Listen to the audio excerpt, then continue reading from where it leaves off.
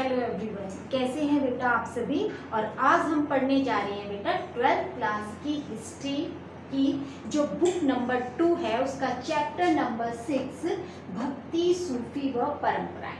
बेटा इस चैप्टर में हम 8th से लेकर 18th सेंचुरी के बीच में जो कुछ भी भारत में धार्मिक उफान चल रहे थे, हम सब कुछ आज इस चैप्टर में पढ़ेंगे बेटा। हम पढ़ेंगे कि दक्षिण भारत में कौन कौन से भक्ति आंदोलन चल रहे थे, उत्तर भारत में क्या स्थिति हो रही थी, कबीर के बारे में, नानक के बारे में, मीराबाई के बारे में। हालांकि कुछ बच्चों को बेटा ये चैप्टर थोड़ा मुश्किल लगता है क्योंकि इसमें कंटेंट बहुत ज़्यादा है, लेकिन यकीन मानिएगा चैप्टर बहुत ही इंटरेस्टिंग है। तो चलिए स्टार्ट करते हैं हम अपना चैप्टर। बहुत ही ईजी तरीके से मैं आपको पढ़ाऊंगी। जैसा कि आप जानते हैं बेटा कि हमारा जो सबसे प्राचीन धर्म है वो है हमारा वैदिक धर्म, यानी कि हमारा हिंदू धर्म है। लेकिन हम देखते हैं कि धीरे धीरे हिंदू धर्म में बुराइयां आने लगी थी, जिसके कारण जैन धर्म और बौद्ध धर्म का उदय हुआ था। तो उस समय भारत में विष्णु की पूजा हो रही थी, उसके बाद शिव की पूजा हो रही थी, देवियों की पूजा की जाती थी, और जो देवियों की आराधना करते थे बेटा उसको तांत्रिक के नाम से जाना जाता था। और उस समय उड़ीसा में एक जगह है बेटा पुरी, वहां पर जगन्नाथ जी का एक मंदिर है, आपने सुना होगा जगन्नाथ, जो कि विष्णु का ही एक रूप है। तो चलिए अब हम जानते हैं सबसे पहले बेटा कि भक्ति किसे कहते हैं और भक्ति के रूप क्या है। अब भक्ति क्या होती है बेटा? भक्ति यानी कि ईश्वर के प्रति हमारी आस्था, और हम अपनी आस्था को कैसे प्रकट करते हैं? सगुण रूप में और निर्गुण रूप में। सगुण और निर्गुण। अब सगुण क्या होता है बेटा? जब हम ईश्वर के साकार रूप की पूजा करते हैं, यानी कि मूर्त रूप में करते हैं, मूर्ति के रूप में करते हैं, तो वो कहलाता है सगुण। जैसे कि आपने तुलसीदास का नाम सुना होगा, आपने सूरदास जी का नाम सुना होगा, जो ईश्वर के साकार रूप की पूजा कर रहे हैं। और दूसरा होता है निर्गुण। निर्गुण का मतलब होता है अमूर्त रूप में, यानी विदाउट एट्रीब्यूट्स, बिना मूर्ति के रूप में। ऐसा माना जाता है कि ईश्वर हर जगह सर्वव्यापक है, उसका कोई निश्चित रूप नहीं है। जैसा कि कबीर है, नानक है, इन्होंने निर्गुण भक्ति का प्रचार किया था। अब हम बात करते हैं बेटा तमिलनाडु में भक्ति आंदोलन की। 6ठी शताब्दी में बेटा तमिलनाडु में एक भक्ति आंदोलन चला था, जिसके अनुयायी 2 भागों में बटे हुए थे, अलवार और नैनार। अलवार यानी कि विष्णु के भक्त और नैनार शिव के भक्त थे। और ये लोग एक जगह से दूसरी जगह पर घूमते रहते थे। घूमते घूमते इन्होंने कुछ स्थानों को अपने देवताओं का निवास स्थान घोषित कर दिया, और वहीं पर बाद में मंदिर बना दिए गए, और यही मंदिर आज हमारे लिए तीर्थ स्थल बन गए हैं। अब ये जो तमिलनाडु में ये जो भक्ति आंदोलन था बेटा, जिसके अनुयायी अलवार और नैनार कहलाते थे, इन दोनों ने ही, इनका समाज में बहुत बड़ा योगदान रहा है कि इन्होंने जाति प्रथा का विरोध किया।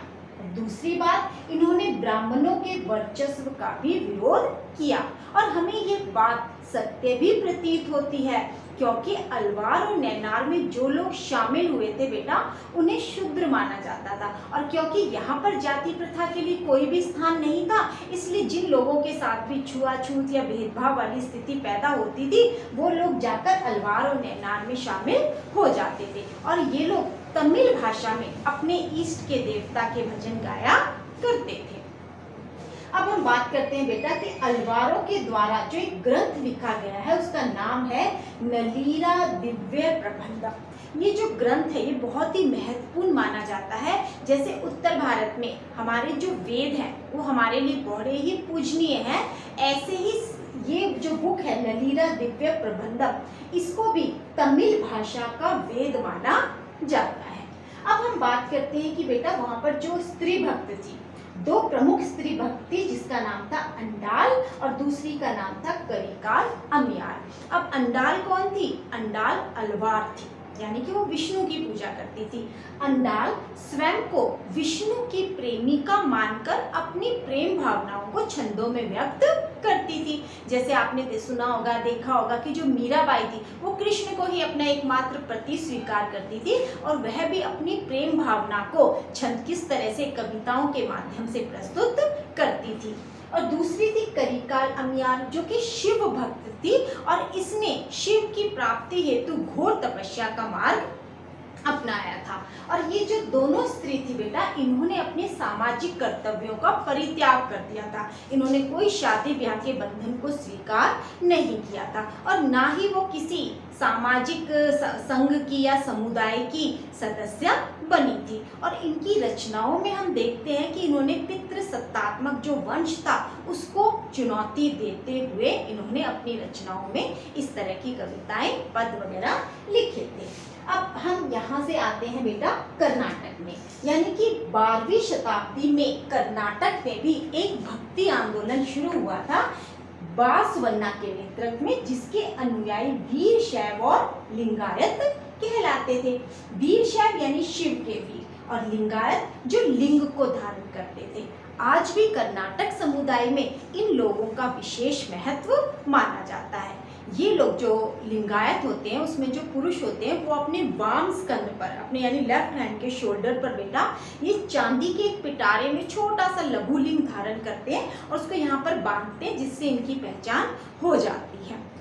और ये लोग भी इधर से उधर घूमते थे और कन्नड़ भाषा में इन्होंने अपने जो भी वचन कहे वो कन्नड़ भाषा में कहे थे और इन्होंने पुनर्जन्म को स्वीकार नहीं किया था। इनका मानना ये होता था कि मरने के बाद जो भक्त है वो शिव में लीन हो जाएगा और पुनः इस धरती पर नहीं आएगा, इसलिए वे श्राद्ध संस्कार वगैरह इत्यादि का भी पालन नहीं किया करते थे।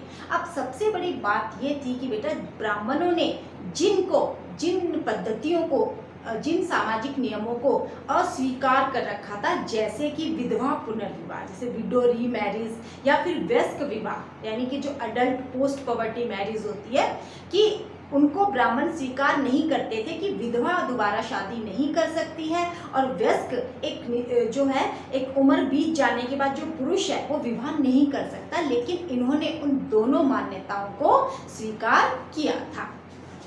अब बात करते हैं बेटा हम उत्तर भारत में चलते हैं, ठीक है। अब उत्तर भारत में क्या था कि वहाँ पर भी विष्णु की पूजा हो रही थी, शिव की पूजा हो रही थी, लेकिन हमें वहाँ पर कोई भी ऐसा ग्रंथ नहीं मिलता जैसा हमें दक्षिण भारत में मिला था, यानी कि नलीला दिव्य प्रबंधम जैसा ग्रंथ, जहां ब्राह्मणों को सीधे चुनौती दी गई थी। तो इसका कारण ये था कि उस समय उत्तर भारत में राजपूतों का शासन था और जो राजपूत थे वो यज्ञ करना, हवन करना, इनमें बहुत ज़्यादा विश्वास करते थे और इनको करने के लिए उन्हें पुरोहितों पर निर्भर रहना पड़ता था। इसलिए हम देखते हैं कि उत्तर भारत में उस समय हमें ऐसा कोई ग्रंथ नहीं मिला जो ब्राह्मणों के वर्चस्व को विरोध करता नजर आता था। लेकिन हाँ, कुछ समुदाय, कुछ लोग ऐसे थे जो ब्राह्मणों के वर्चस्व का विरोध कर रहे थे। अब हम करते हैं कि भारत में अब एक नए धर्म का उदय हो रहा था जिसका नाम था इस्लाम धर्म। सबसे पहले 711 ईस्वी में अरब के सेनापति मीर कासिम ने सिंध को जीता और उसे खलीफा के क्षेत्र में शामिल कर लिया था। तो इस तरह से हम देखते हैं कि अब भारत में एक नए धर्म की नींव रखी जा रही थी और वह धर्म था इस्लाम धर्म। अब इस्लाम धर्म जब भारत में प्रवेश कर गया तो धीरे धीरे लोगों ने इस धर्म को अपनाना शुरू कर दिया था। और हम जैसे कि देखते हैं कि 13वीं शताब्दी में तुर्क व अफगानों ने दिल्ली सल्तनत की नींव रखी थी और 16वीं शताब्दी में मुगल साम्राज्य जो अपनी भव्यता के लिए जाना जाता है, अब जो शासक थे वो भी मुस्लिम वर्ग से थे और धीरे धीरे ये इस्लाम हमारे पूरे भारत में फैलता चला जा रहा था। अब जो मुसलमान थे बेटा, जो मुसलमान शासक थे वो उल्मा के मार्गदर्शन से शासन करते थे, यानी अपेक्षा की जाती थी जो शासक है वो उल्मा के कहे अनुसार ही शासन करेगा। अब ये उल्मा कौन थे बेटा? ये जो मुस्लिम विद्वान थे वो उनके अनुसार शासकों से ये अपेक्षा की जाती थी कि वो जैसा चाहते हैं उल्मा उनके अनुसार वो शासन करें। और उल्मा थे वो शरीयत के अनुसार, वो चाहते थे शरीयत यानी कि जो इस्लामी कानून होता है उस इस्लामी कानून के अनुसार जो शासक है वो अपना राज्य करे। लेकिन सबसे बड़ी जो प्रॉब्लम आ रही थी वो ये थी कि भारत में उस समय अधिकांश लोग वो थे जो गैर मुस्लिम थे, यानी कि जो मुस्लिम धर्म को स्वीकार नहीं करते थे। इसलिए वहाँ के शासकों ने अब थोड़ी लचीली नीति अपनानी शुरू की थी। अब उसी से बेटा वर्ग का उदय हुआ था जिसको कहा जाता था जिम्मी। जिम्मी का मतलब होता है संरक्षित श्रेणी, यानी ये वो लोग थे जो उद्घटित धर्म ग्रंथ को मानने वाले थे, जैसे इस्लामी क्षेत्र में रहने वाले यहूदी और ईसाई लोग थे। अब इन लोगों ने उस धर्म को स्वीकार कर लिया था, यानी कि उन्होंने अपने शासक को अपना संरक्षित स्वीकार कर लिया था। और जो गैर मुस्लिम लोग होते थे बेटा, उनको एक टैक्स देना पड़ता था जिसका नाम था जजिया। अब हम देख रहे हैं कि धीरे धीरे भारत में इस्लाम धर्म बहुत अधिक प्रचलित हो गया था। किसान भी, शिल्पकर्मी भी, व्यापारी भी, धीरे धीरे सभी ने इस्लाम धर्म को मानना शुरू कर दिया था। और जो इस्लाम धर्म था बेटा, उसके 5 सिद्धांत माने जाते हैं। पहला कि अल्लाह एकमात्र ईश्वर है और पैगंबर उसका दूत है। दूसरा कि दिन में 5 बार नमाज पढ़नी चाहिए। तीसरा कि अपने जीवन काल में 1 बार हज की यात्रा पर जाना चाहिए। रमजान के महीने में रोजे रखने चाहिए और गरीबों में खैरात बांटनी चाहिए। तो अब क्या हो रहा था, जैसे जैसे लोग अपने धर्म को छोड़कर मुस्लिम धर्म को अपनाते चले जा रहे थे, लेकिन हमें कोई ना कोई स्थानीय जो अंतर था वो नजर आता जा रहा था। जरूरी नहीं था कि सभी सिद्धांतों को फॉलो करते थे। कुछ किसी अपने जो स्थानीय रीति रिवाज थे उन्होंने मानना शुरू कर दिया था। और उस समय जब इस्लाम धर्म का उदय हो गया था भारत की पुण्य भूमि पर, तो उन दिनों मस्जिदों का भी निर्माण होना शुरू हो गया था। अब जो मस्जिद का निर्माण किया जाता था बेटा, तो उसमें यूज होने वाला जो पत्थर है, रोड़ी है, कंकर है, वो अलग हो सकता है। जो मटेरियल यूज कर रहे हैं वो अलग हो सकता था, लेकिन जो 2 चीजें होती थी वो मस्जिदों में सेम होती थी। एक तो मेहराब, जिसे हम प्रार्थना का आला कहते हैं, उसका मुंह हमेशा पश्चिम की ओर होना चाहिए था। यानी जब मस्जिद बनाई जाती थी तो ये देखा जाता था कि जो मेहराब है, प्रार्थना का आला है, उसका मुंह पश्चिम की ओर होगा। क्यों? क्योंकि जो मक्का है वो भारत के पश्चिम में स्थित था, तो इसीलिए उसका मुख हमेशा पश्चिम की ओर रखा जाता था। और दूसरा होता था मिनबार।